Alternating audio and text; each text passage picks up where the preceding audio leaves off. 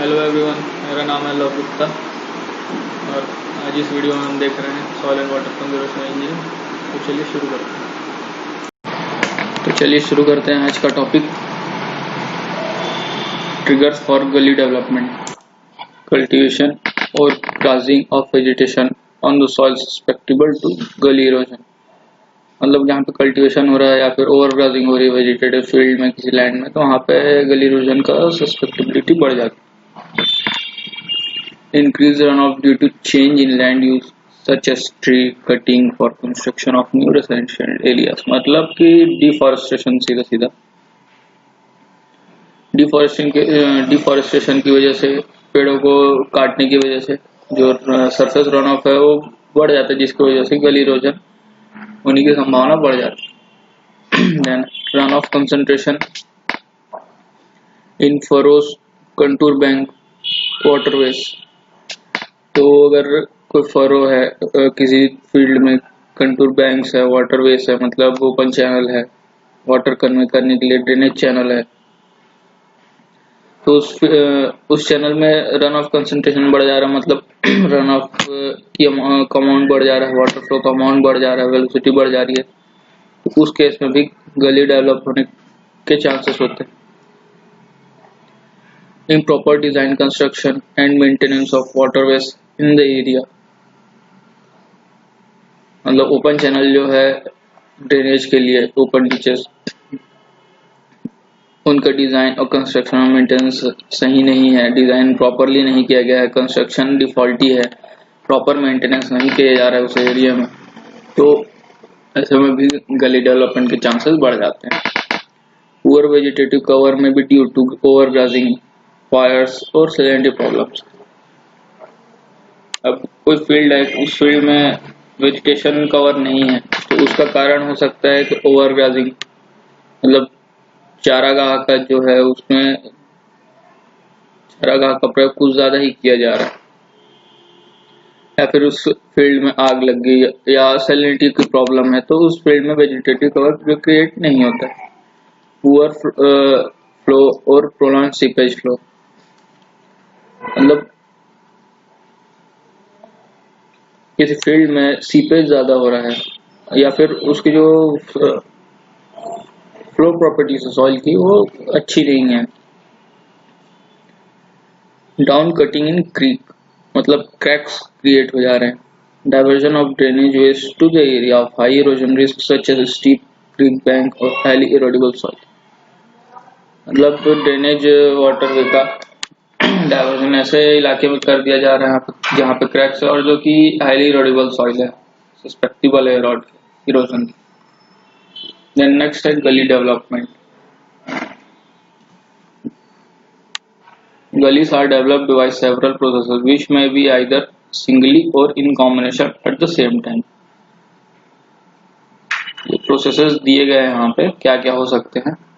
Scarring of soil particles from the bottom and sides of gully by flowing water mixed with abrasive materials such as hard soil particles or debris।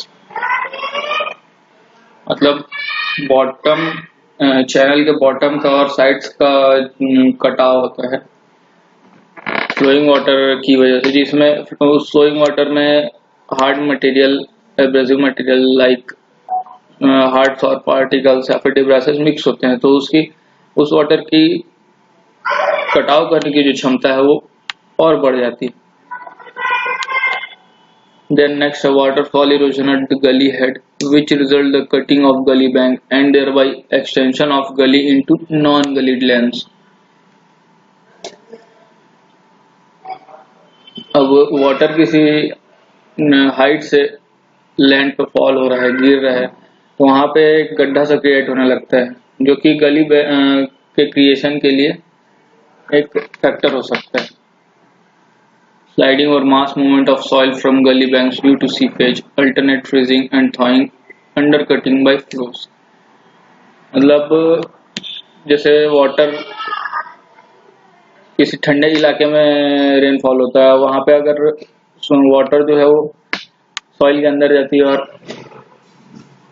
अचानक से या फिर जैसे दिन में बारिश हुई और रात में टेम्परेचर डाउन हो गया, तो वो जो सॉइल के अंदर का जो वाटर है सरफेस पे, वो फ्रीजिंग होने लगता है और सडनली फिर सुबह होते तक के फिर से गर्मी बढ़ जाती है तो पिघलने लगता है। तो इसकी वजह से इसी को बोलते हैं फ्रीजिंग और एंड थॉइंग। इसकी वजह से भी सॉइल का कटाव हो सकता है। या फिर सीपेज फ्रॉम गली बैंक्स, मतलब छोटे छोटे अगर जो चैनल्स हैं, गलीज क्रिएट हुए हैं, माइक्रो चैनल, उनसे सीपेज बढ़ जाता है तो इसकी वजह से भी गली डेवलपमेंट होता है।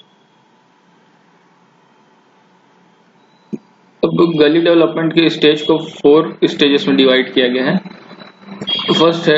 फर्स्ट स्टेज में क्या होता है, during this stage the channel erosion and deepening of गली बेड टेक्स प्लेस। मतलब यहाँ पे इरोजन जो है वो बढ़ता हुआ चलता है फर्स्ट स्टेज में। डील इरोजन के बाद आता है गली इरोजन। गली इरोजन में फर्स्ट स्टेज में होता है कि जो चैनल है वो इरोजन के प्रोसेस को कंटिन्यू रखता है और उसका डिपनिंग और उसकी बेड को जो है वो गहरा करता हुआ चलता है। This stage normally precede with slow speed where the top soil is fairly resistant to erosion. Stage 1 is the basically initial stage of gully development.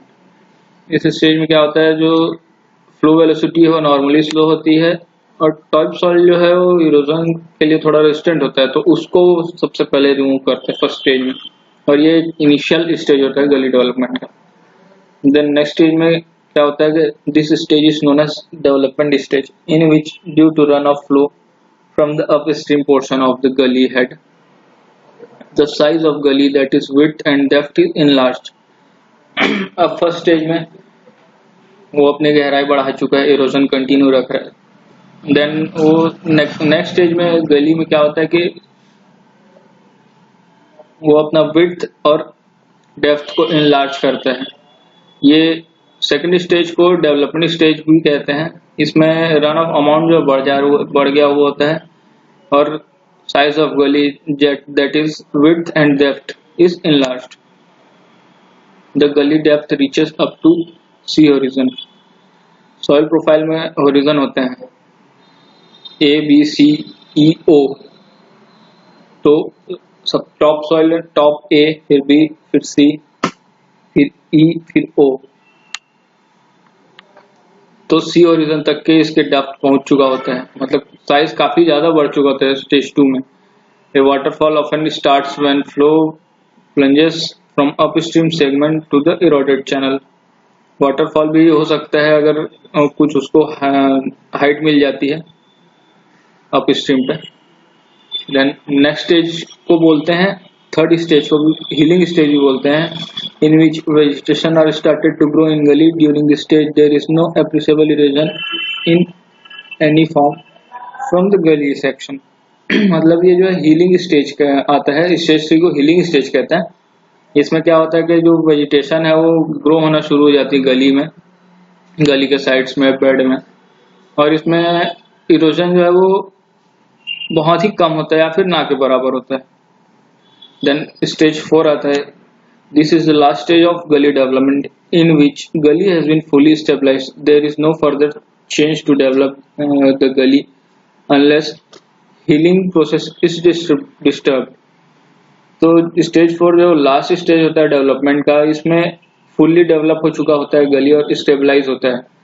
अब अगर उसके जो वेजिटेशन है और हीलिंग का स्टेज है जिसमें वेजिटेशन होता है उसमें कोई डिस्टर्ब नहीं होता हीलिंग प्रोसेस में, तो ये अपना साइज भी इनलार्ज नहीं करता है और एक फिक्स्ड डेप्थ विड्थ पे टिका हुआ होता है। द गली attains A stable gradient and it's wall gain A stable slope. तो जो गली है वो एक स्टेबल डेप्थ पा चुका होता है, डेप्थ मतलब बेड स्लोप, एक स्टेबल बेड स्लोप ग्रहण कर चुका होता है और एक स्टेबल साइड स्लोप्स के साथ में टिका हुआ होता है। The vegetation begins to grow in abundance to cover the entire gully section and also development of new topsoil। तो इसमें गली में वेजिटेशन पूरी तरीके से पूरे गली सेक्शन को कवर कर चुका होता है और न्यू टॉपसॉइल के डेवलपमेंट के प्रोसेस को भी स्टार्ट कर चुका होता है। The healing stage is necessary to stabilize and to grade from one stage to another। Healing stage जो है वो बहुत ही नेसेसरी है from third stage to fourth stage तक पहुंचने के लिए, स्टेबल कंडीशन तक पहुंचने के लिए। During last two stages, that is 1 and 2, the gully head is progressed towards the upper end of watershed and resultant runoff entering into the gully becomes less as drainage area is reduced. The runoff enters at different point along the length of the gully. अब जो है गली का size काफी ज्यादा बढ़ चुका होता है, ठीक है, तो उसमें रन ऑफ जब कई सारे पॉइंट से उस ड्रेनेज लैंड उस एरिया से कई सारे पॉइंट से अटैच होता हुआ चलता है, मतलब गली में जो वाटर फ्लो होता है उसमें मिक्स होता हुआ चलता है, सारे जो लैंड है उसका रन ऑफ उस सिंगल आउटलेट में उस सिंगल गली में आकर मिलता हुआ चलता है. The elevation of prediction of gully development is very difficult because factors which are involved are not easy to determine them. ठीक है, अगर Weir and Johnson has developed a prediction model basis of aerial field survey deep loss region of western lava. The equation is based on 20 years return period. तो यहाँ पे बताया गया है कि जो गली डेवलपमेंट है उसका एलिवेशन और प्रोडिक्शन करना बहुत ही मुश्किल है, क्योंकि इस पे जो फैक्टर्स हैं उनको इजीली डिटरमाइन नहीं किया जा सकता. लेकिन वियर एंड जॉनसन 1962 इन लोगों ने एक फॉर्मूला डेवलप किया है 20 साल के रिटर्न पीरियड के लिए, जिसमें a is equal to 0.01, q की पावर 0.10, at की पावर -0.44 -0.044 इंटू l की पावर 0.8 इंटू ld की पावर -0.2 इंटू e की पावर -0.36 l. तो a है चेंज इन गली सरफेस एरिया, q है surface run of exceed expressed in terms of depth, at है level terrace area of watershed, l है length of गली at the beginning period, ld है गली length measured from upper end to the watershed divide line, I had deviation from normal precipitation expressed in terms of depth. So next है process of gulling. The kinetic energy of raindrops on a slope is more or less constant depending on the wind speed. तो raindrops की जो kinetic energy है वो थोड़ा ना थोड़ा कहीं विंड स्पीड पर भी डिपेंड करता है. Run off on the other hand tends to accumulate and run together on a longer slope.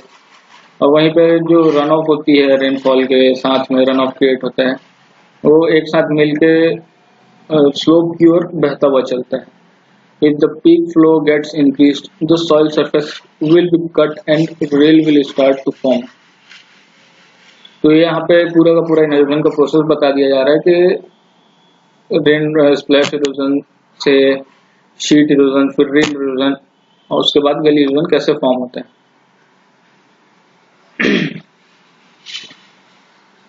The initial step is the real formation. Thereafter, the formation of V or U-shaped gullies depending on the nature of subsurface soil formation, and lastly to process the tunneling. मतलब reel के बाद जो गली form होता है वो तो V shape या यू शेप का होता है, हो सकता है, जो कि सब सरफेस सॉइल फॉर्मेशन पे डिपेंड करता है.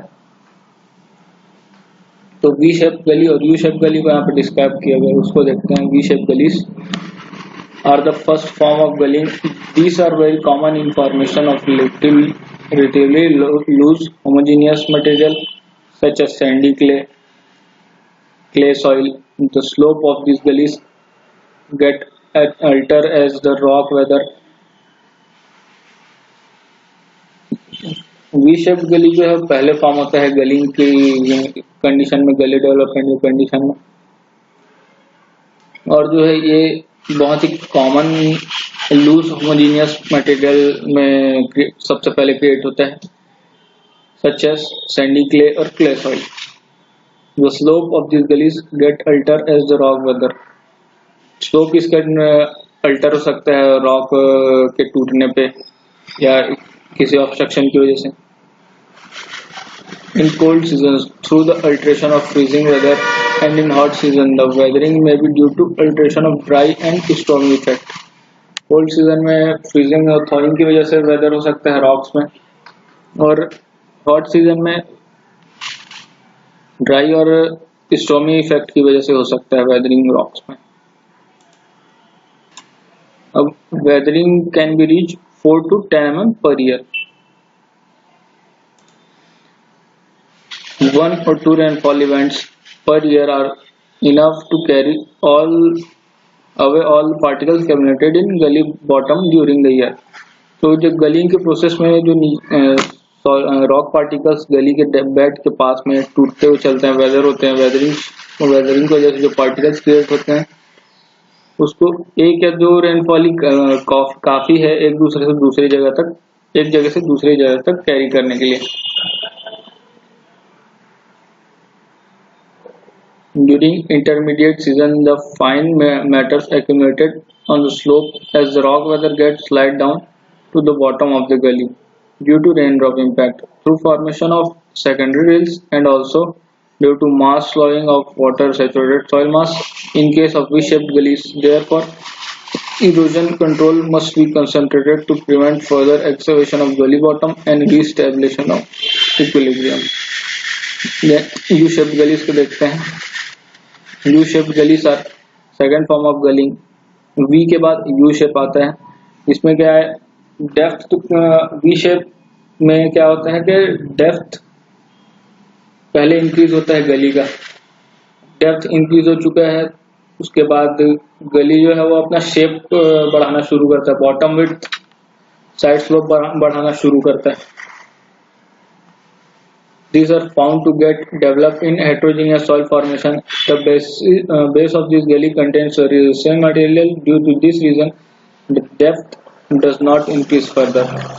तो यहाँ पे क्या होता है, किसी स्टेज में जो डेप्थ काफी हद तक बढ़ चुका होता है और वो अगर हार्ड सॉइल के पास पहुंच जाता है डेप्थ, उसके बाद वो और ज्यादा इनलार्ज नहीं कर सकता डेप्थ में, तो वो अपना शेप बढ़ाना शुरू करता है जो कि यू शेप का होता है, वो चलता है।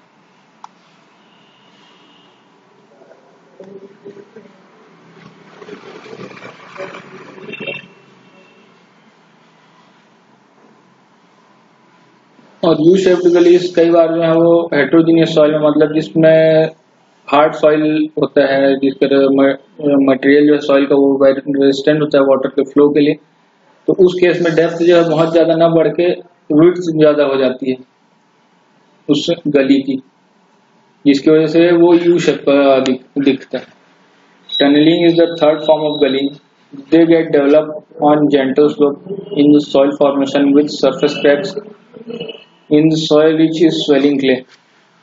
तो टनलिंग जो है थर्ड फॉर्म ऑफ गली है, VU और टनलिंग। तो ये स्लोपी लैंड में फॉर्म हो सकता है सरफेस क्रैक्स की वजह से या स्वेलिंग, क्ले सॉइल में स्वेलिंग की वजह से। During the end of dry season, rainstorm, the water present in these cracked soil and move down to the weathered rock. Dry season में जो वाटर पेनिट्रेट किया होता है रॉक्स में, वो नीचे की ओर मूवमेंट स्टार्ट कर देता है रॉक्स में, वेदर्ड रॉक्स में।